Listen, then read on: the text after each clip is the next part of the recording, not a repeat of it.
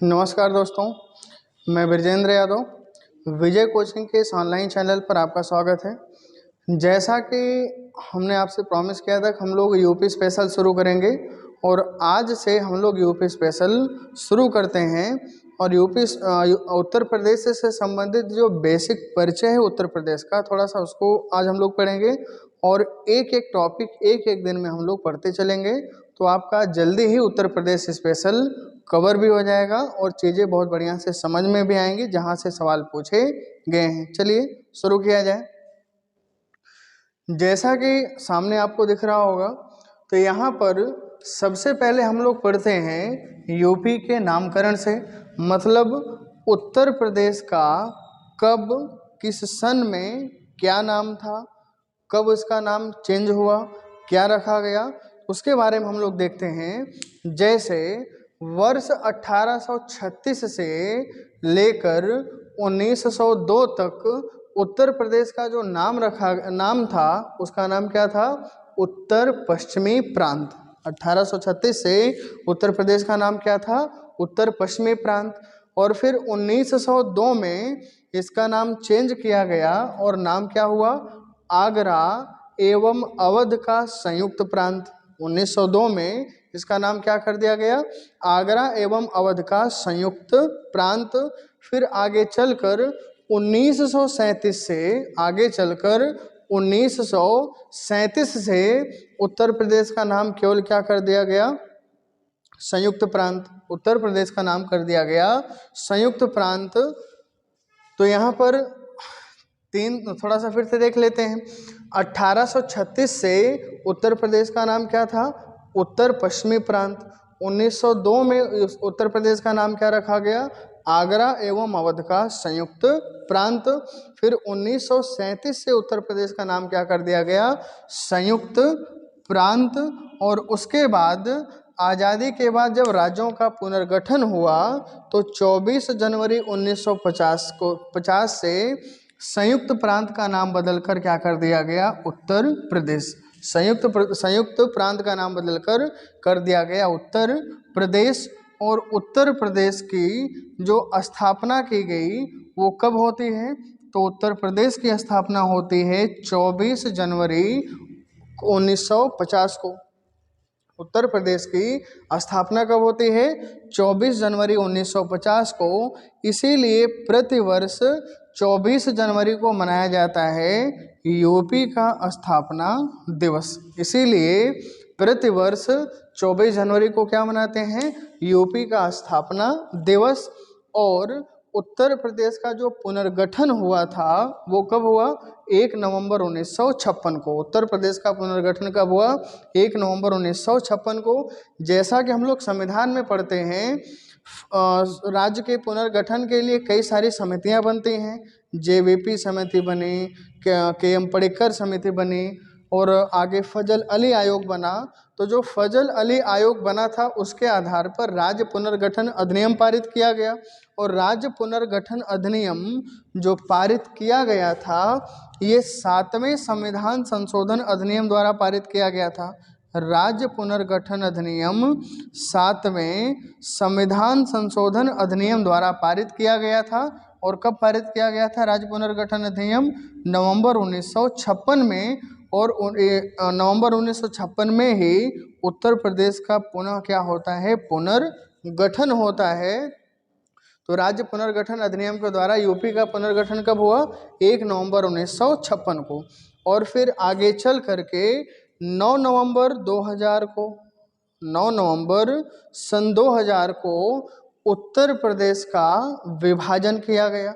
जो उत्तर प्रदेश का उत्तरी भाग था, जो पर्वतीय जिले थे, 13 जिले, उत्तर प्रदेश के 13 पर्वतीय जिलों को काट करके 9 नवंबर सन 2000 को एक नया राज्य गठित किया गया। एक नया राज्य अस्तित्व में आया और राज्य का नाम क्या था? उत्तराखंड। राज्य कौन सा था? उत्तराखंड। एक बार इसको फिर से देख लेते हैं। 1836 से यूपी का नाम क्या था? उत्तर पश्चिमी प्रांत। 1902 में क्या रखा गया? आगरा एवं अवध का संयुक्त प्रांत। 1937 में क्या रखा गया? संयुक्त प्रांत। और आज़ादी के बाद 24 जनवरी 1950 को उत्तर प्रदेश की स्थापना होती है, या इसका नाम उत्तर प्रदेश रखा गया, इसीलिए प्रतिवर्ष 24 जनवरी को क्या मनाया जाता है, उत्तर प्रदेश का स्थापना दिवस। और फजल अली आयोग के आधार पर 7वें संविधान संशोधन अधिनियम 1956 के द्वारा राज्य पुनर्गठन अधिनियम पारित किया गया, और इसके द्वारा 1 नवंबर 1956 को यूपी का पुनर्गठन किया गया, और यूपी का विभाजन 9 नवंबर सन 2000 को किया गया। और उत्तर प्रदेश के कितने जिलों को काटकर किया गया, तो उत्तर प्रदेश के 13 जिलों को काटकर या 13 जिलों को अलग करके एक नया राज्य बनाया गया, और नया राज्य कौन सा बना, उत्तराखंड। नया राज्य कौन सा बनाया गया, उत्तराखंड, 13 जिलों के साथ, लेकिन वर्तमान में यहाँ पर जिलों की संख्या बड़ी है। अब अगले टॉपिक देख लेते हैं, उत्तर प्रदेश की राजधानी। उत्तर प्रदेश की राजधानी कब कहाँ थी, इसके बारे में थोड़ा सा देखते हैं। वर्ष 1836 में यूपी की राजधानी क्या थी, आगरा। वर्ष 1836 में यूपी की राजधानी थी आगरा, और वर्ष 1958 में यूपी की राजधानी क्या बनाई गई, प्रयागराज। वर्ष 1958 में यूपी की राजधानी बनाई गई प्रयागराज, और वर्ष 1921 में आंशिक रूप से यूपी की राजधानी बनाई जाती है लखनऊ। वर्ष 1921 में आंशिक रूप से यूपी की राजधानी बनाई जाती है लखनऊ, लेकिन पूर्ण रूप से 1935 को यूपी की राजधानी बना दिया जाता है लखनऊ को। पूर्ण रूप से लखनऊ कब बना, 1935 से। तो ये उत्तर प्रदेश की राजधानियों के संबंध में 3 राजधानियां मिलते हैं, कौन कौन सी, एक आगरा, एक प्रयागराज और एक लखनऊ। तो 1936 में कौन था, आगरा। 1836 को कौन था, आगरा। 1858 को कौन था, प्रयागराज। और 1935 को कौन था, लखनऊ। बात समझ में आई। अब यहाँ पर ये 3 राजधानियाँ हो गई, और पूर्ण रूप से यूपी की राजधानी लखनऊ कब बनी, तो 1935 में। पूर्ण रूप से यूपी की राजधानी लखनऊ कब बनी, तो ये बनती है वर्ष 1935 में। अब यहाँ पर आगे देखते हैं, उत्तर प्रदेश की राजकीय भाषा के रूप में या राजभाषा के रूप में, तो अक्टूबर 1947 में उत्तर प्रदेश की राजभाषा घोषित की गई हिंदी को। उत्तर प्रदेश की राजभाषा हिंदी को कब घोषित किया गया, तो ये घोषित किया गया अक्टूबर 1947 में। और उत्तर प्रदेश की प्रथम राजकीय भाषा कौन सी बनी, हिंदी, और लिपि क्या है, देवनागरी। और ये जो राजकीय भाषा है, राज्यों की जो राजभाषा है, राज्यों को जो चुनने का अधिकार दिया गया है, वो किस अनुच्छेद में है, ये भारतीय संविधान के अनुच्छेद 345 में है। ये अनुच्छेद 345 में है। तथा उत्तर प्रदेश ने वर्ष 1989 में उर्दू को अपनी द्वितीय राजभाषा घोषित किया। तो उत्तर प्रदेश में वर्तमान में 2 राजभाषाएं हैं, कौन कौन सी, एक राजभाषा है हिंदी, और एक राजभाषा है उर्दू। हिंदी उत्तर प्रदेश की प्रथम राजकीय भाषा है, और ये कब बनाई गई, अक्टूबर 1947 में।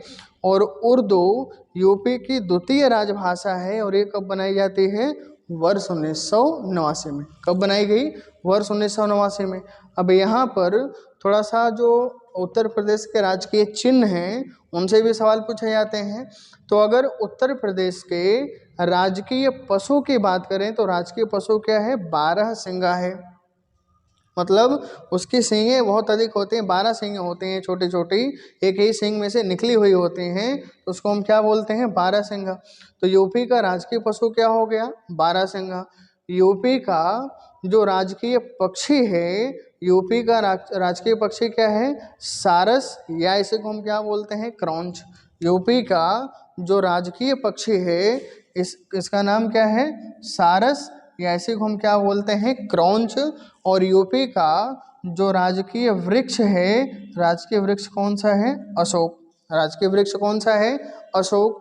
और यूपी का जो राजकीय पुष्प है, फूल है, वो कौन सा है, वो है पलाश, या इसी को कहा जाता है टेंसो।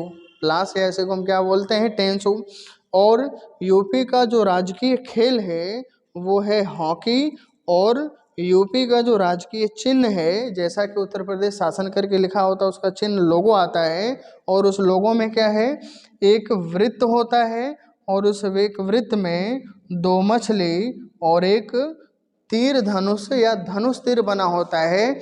और इसके बारे में सवाल पूछा गया है कि जो तीर और धनुष है, मछली है, ये किसका प्रतीक है? तो इसको कहा जाता है गंगा जमुनी तहजीब का ये प्रतीक है। कौन सा?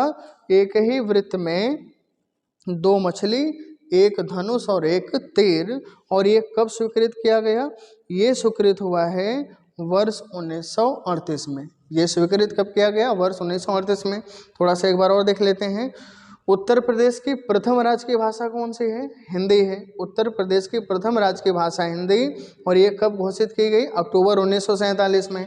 उत्तर प्रदेश की द्वितीय राजभाषा घोषित किया गया है उर्दू को वर्ष 1938 में। उत्तर प्रदेश का जो राजकीय पशु है वो है बारहसिंघा, और उत्तर प्रदेश का जो राजकीय पक्षी है वो सारस या क्रौंच है।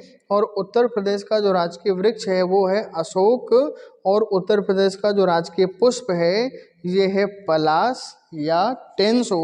और उत्तर प्रदेश का जो राजकीय खेल है वो कौन सा है? हॉकी है। और जो राजकीय चिन्ह है, राजकीय चिन्ह कौन सा है? एक वृत्त है, उस एक वृत्त में बीच में धनुष और तीर लगा है और दोनों किनारों पर दो मछलियां हैं।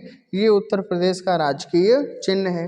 अब थोड़ा सा और आगे चलते हैं। तो यहाँ पर उत्तर प्रदेश में जो सीटें हैं लोकसभा की, विधानसभा की, विधान परिषद की, राज्यसभा की, थोड़ा सा इसको देखते हैं।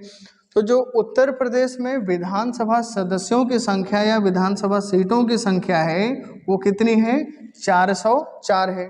उत्तर प्रदेश में विधानसभा सदस्यों या सीटों की संख्या है 404, जिसमें से 403 सदस्य जनता के द्वारा प्रत्यक्ष रूप से निर्वाचित होकर आते हैं। जनता के द्वारा प्रत्यक्ष रूप से निर्वाचित होकर आते हैं। और एक सदस्य होता है जिसको राज्यपाल मनोनीत करते हैं। जो एक सदस्य होता है इसको राज्यपाल मनोनीत करते हैं। और एक सदस्य को किस रूप में मनोनीत किया जाता है? एंग्लो इंडियन के रूप में। एक एंग्लो इंडियन को राज्यपाल मनोनीत करते हैं, और इसका उल्लेख हमारे भारतीय संविधान के अनुच्छेद 331 में है। तो आगे इसको हम लोग पढ़ेंगे, देखेंगे। उत्तर प्रदेश में विधान परिषद के सदस्यों की संख्या कितनी है? तो विधान परिषद सीटों की संख्या कितनी है? 100 है। जैसे उत्तर प्रदेश का जो राज्य विधानमंडल है वो 2 सदनात्मक है। उत्तर प्रदेश का राज्य विधानमंडल 2 सदनात्मक है। और 2 सदनात्मक मतलब एक सदन है विधानसभा और एक सदन है विधान परिषद।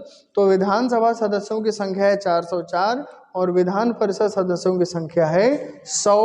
और उत्तर प्रदेश में अगर लोकसभा सीटों की बात की जाए तो लोकसभा सीटें हैं 80, जो कि पूरे भारत में सबसे अधिक है। पूरे भारत में क्या है? सबसे अधिक है। तो पूरे भारत में जितने भी राज्य हैं सभी राज्यों में सबसे अधिक लोकसभा की सीट कहाँ पर है? अपने उत्तर प्रदेश में। उसका रीजन क्या है कि उत्तर प्रदेश में जनसंख्या सबसे अधिक है। तो जिस राज्य में जनसंख्या अधिक होती है उस राज्य में लोकसभा, विधानसभा, राज्यसभा, विधान परिषद सभी सदस्यों की संख्या भी अधिक होती है, क्योंकि जनसंख्या के अनुपात में ही सदस्यों का निर्धारण किया जाता है। तो उत्तर प्रदेश में लोकसभा सीटों की संख्या कितनी है? 80। और उत्तर प्रदेश में राज्यसभा सीटें कितनी हैं? 31, जो कि पूरे भारत के सभी राज्यों में सबसे अधिक हैं। तो राज्यसभा सीटों की संख्या कितनी है? 31 या 31 है। क्लियर हुआ होगा? फिर से देख लेते हैं एक बार। उत्तर प्रदेश में विधानसभा सीटों की संख्या कितनी है? कुल 404 है, जिसमें से 403 सदस्य जनता के द्वारा प्रत्यक्ष रूप से चुनकर आते हैं, निर्वाचित होकर आते हैं। और एक सदस्य को एंग्लो इंडियन के रूप में राज्यपाल क्या करते हैं? मनोनीत करते हैं। और उत्तर प्रदेश में विधान परिषद की सीटों की संख्या कितनी है? 100। उत्तर प्रदेश में विधान परिषद सीटों की संख्या 100 है। और उत्तर प्रदेश में लोकसभा सीटों की संख्या है 80। और उत्तर प्रदेश में राज्यसभा सीटें कितनी हैं? 31। जो कि सबसे अधिक हैं। चाहे लोकसभा सीटों की बात करें, चाहे राज्यसभा सीटों की बात करें, विधान परिषद हो, विधानसभा हो, सभी सीटों की संख्या उत्तर प्रदेश में सबसे अधिक है। अब आगे चलते हैं। उत्तर प्रदेश में अनुसूचित जाति और अनुसूचित जनजाति के लिए अगर लोकसभा में आरक्षित सीटों की संख्या देखें तो अनुसूचित जाति के लिए कितनी सीटें आरक्षित हैं? 17। लेकिन अनुसूचित जनजाति के लिए उत्तर प्रदेश में एक भी लोकसभा की सीट आरक्षित नहीं है। ये सवाल पूछे गए हैं कि उत्तर प्रदेश में लोकसभा में या लोकसभा के लिए अनुसूचित जातियों के लिए कितनी सीटें आरक्षित हैं? तो उनकी संख्या है 17, लेकिन अनुसूचित जनजातियों की एक भी सीट आरक्षित नहीं है। फिर अगला है कि उत्तर प्रदेश में जो मंडल हैं, मंडलों की संख्या टोटल कितनी है? 18। मंडलों की संख्या टोटल है 18। 2008 से पहले मंडलों की संख्या थी 17, लेकिन 2008 में एक नया मंडल गठित हुआ, अलीगढ़ मंडल, और 18वें मंडल के रूप में किसका गठन हुआ? अलीगढ़। इसीलिए कहा जाता है कि अलीगढ़ यूपी का सबसे नवीनतम गठित मंडल है। अलीगढ़ यूपी का सबसे नवीनतम गठित मंडल है। कौन सा? अलीगढ़। और यूपी में टोटल मंडल कितने हैं? 18। टोटल मंडल मतलब मंडल से आशय ये है कि 2-3 जिलों को, 3-4 जिलों को मिलाकर एक मंडल बनाया जाता है। जैसे एक गांव या एक से अधिक गांवों को मिलाकर एक ग्राम सभा बनाई जाती है, तो उसी प्रकार से 3-4 जिलों को मिलाकर एक मंडल बनाया जाता है। और मंडल का जो मुखिया होता है वो सीनियर IAS अधिकारी होते हैं, जिनको हम बोलते हैं मंडलायुक्त, या इनको हम बोलते हैं इंग्लिश में कमिश्नर। तो उत्तर प्रदेश में मंडलों की संख्या कितनी है? 18। और सबसे बाद में या सबसे नया गठित मंडल कौन सा है? अलीगढ़ मंडल। और इसका गठन कब हुआ? वर्ष 2008 में। इसका गठन कब हुआ? वर्ष 2008 में। अब आगे देखते हैं। यूपी का अगर हम अक्षांशीय और देशांतरी विस्तार की बात करें तो यूपी का अक्षांशीय विस्तार कितना है? तो यूपी का अक्षांशीय विस्तार है 23 डिग्री 52 मिनट उत्तरी अक्षांश से लेकर 30 डिग्री 28 मिनट उत्तरी अक्षांश तक। 30 डिग्री 52 मिनट उत्तरी अक्षांश तक है। कौन? फिर से देख लेते हैं एक बार। जैसे अगर हम भारत के अक्षांशीय विस्तार की बात करते हैं तो भारत का अक्षांशीय विस्तार शुरू होता है या तो कन्याकुमारी से, या तो अंडमान निकोबार में स्थित इंदिरा पॉइंट से। तो उसी प्रकार से जब हम उत्तर प्रदेश के सबसे दक्षिणी हिस्से से, जो दक्षिणी जिला है कौन सा? सोनभद्र। अगर हम सोनभद्र से चलना शुरू करेंगे और सहारनपुर पहुंचेंगे, मतलब दक्षिण से उत्तर, तो फिर हम किस विस्तार में जाएंगे? यूपी के अक्षांशीय विस्तार में। और यूपी का जो अक्षांशीय विस्तार है वो कितना है? 23 डिग्री 52 मिनट उत्तरी अक्षांश से लेकर 30 डिग्री 28 मिनट उत्तरी अक्षांश। यहाँ पर N का मतलब है नॉर्थ, और अक्षांश रेखाएं हमेशा या तो उत्तरी अक्षांश में होंगे या तो दक्षिणी अक्षांश में, या तो उत्तरी में या तो दक्षिणी में। तो मतलब सोनभद्र जो है, सोनभद्र का जो जिला है सबसे दक्षिणी, उसका जो स्थान होगा वो कितने डिग्री पर होगा? 23 डिग्री 52 मिनट उत्तरी अक्षांश पर। और जो सहारनपुर जिला है, सहारनपुर जिले का जो सबसे उत्तरी भाग है वो पड़ेगा कितने डिग्री अक्षांश पर? 30 डिग्री 28 मिनट उत्तरी अक्षांश पर। ये तो हो गया यूपी का अक्षांशीय विस्तार। और यूपी के अगर देशांतरी विस्तार की बात करेंगे तो देशांतरी विस्तार ये है 77 डिग्री 3 मिनट पूर्वी देशांतर से लेकर 84 डिग्री 39 मिनट पूर्वी देशांतर। कितना है? 77 डिग्री 3 मिनट पूर्वी देशांतर से लेकर 84 डिग्री 39 मिनट पूर्वी देशांतर के बीच है। अब इसका निर्धारण कैसे करते हैं? जैसे यूपी में हम पश्चिम से पूरब जब चलेंगे तो सबसे पश्चिमी जिला यूपी का कौन सा मिलेगा? शामली। यूपी का सबसे पश्चिमी जिला है शामली, और शामली जिले का जो सबसे पश्चिमी छोर होगा, बिंदु होगा, वो पड़ेगा कितने डिग्री पर, 77 डिग्री 3 मिनट पूर्वी देशांतर। और यहाँ पर ई का मतलब है ईस्ट या पूर्वी। ई मतलब क्या होगा, ईस्ट या पूर्वी। तो जो शामली जिले का सबसे पश्चिमी बिंदु होगा वो कितने डिग्री पर होगा, 77 डिग्री 3 मिनट पूर्वी देशांतर पर। और यूपी का सबसे पूर्वी जो जिला है वो है बलिया, और बलिया का जो सबसे पूर्वी बिंदु होगा वो होगा कितने डिग्री देशांतर पर, 84 डिग्री 39 मिनट पूर्वी देशांतर पर। कितने पर होगा, 84 डिग्री 39 मिनट पूर्वी देशांतर पर। तो इस प्रकार से यूपी का देशांतरी विस्तार कितना हो जाएगा, 77 डिग्री 3 मिनट पूर्वी देशांतर से लेकर 84 डिग्री 39 मिनट पूर्वी देशांतर के बीच।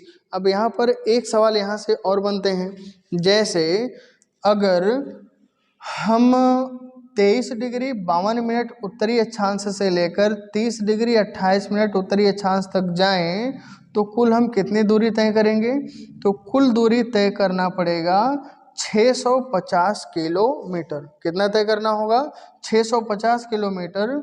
तो यहाँ से एक सवाल और बनता है या पूछा हुआ है कि उत्तर प्रदेश का या उत्तर प्रदेश की उत्तर से दक्षिण या दक्षिण से उत्तर दिशा में टोटल लंबाई कितनी है, तो टोटल लंबाई कितनी हो जाएगी, टोटल लंबाई हो जाएगी 240 किलोमीटर। उत्तर से दक्षिण या दक्षिण से उत्तर की टोटल लंबाई कितनी हो जाएगी, 240 किलोमीटर। और उत्तर से दक्षिण या दक्षिण से उत्तर का मतलब, अगर हम सोनभद्र से चलते हैं सहारनपुर के बीच की जो उत्तर से दक्षिण की लंबाई है वो टोटल कितने हैं, 240 किलोमीटर। और जो पूरब से पश्चिम की लंबाई मतलब बलिया से लेके शामली तक अगर यूपी के पूर्वी छोर से यूपी के पश्चिमी छोर तक जाते हैं तो टोटल दूरी कितनी तय करनी पड़ेगी, 650 किलोमीटर। कितना है, 650 किलोमीटर। तो यहाँ से भी सवाल पूछे गए हैं कि पूर्व से पश्चिम दिशा में यूपी की कुल लंबाई कितनी है, 650 मतलब बलिया से चले शामली तक। और उत्तर से दक्षिण दिशा में यूपी की कुल लंबाई कितनी है, मतलब सोनभद्र से सहारनपुर के बीच अगर चलें तो टोटल यहाँ पर लंबाई कितनी हो जाएगी, 240 किलोमीटर। सीधे जाने की बात नहीं हो रही सोनभद्र से सहारन, तब तो दूरी बहुत ज़्यादा हो जाएगी। मतलब सीधे एक एवरेज अगर निकालेंगे तो कितना हो जाएगा, 240 किलोमीटर। ये हो गया। अब यूपी के अगर क्षेत्रफल की बात करें तो यूपी का कुल क्षेत्रफल कितना है, 2,40,928 किलोमीटर स्क्वायर या वर्ग किलोमीटर। कितना है, 2,40,928 वर्ग किलोमीटर। और ये यूपी का जो क्षेत्रफल है ये पूरे भारत के क्षेत्रफल का कितना है, मात्र 7.33%। कितना है, 7.33% यूपी का क्षेत्रफल। और अगर जनसंख्या की बात करें तो यूपी की जनसंख्या पूरे भारत की कुल जनसंख्या की है 16.51%। अगर भारत के जनसंख्या को 100 माने तो 100 में से 16.5 मतलब 16.5% जनसंख्या कहाँ की, अपने यूपी की। लेकिन यूपी का क्षेत्रफल भारत की तुलना में कितना है, मात्र 7.33%। और यूपी का सबसे पूर्वी जिला है बलिया, सबसे पश्चिमी जिला है शामली, यूपी का सबसे उत्तरी जिला है सहारनपुर और सबसे दक्षिणी जिला है सोनभद्र। इतनी सारी चीज़ें हमारा एक यूपी का एक बेसिक परिचय हुआ।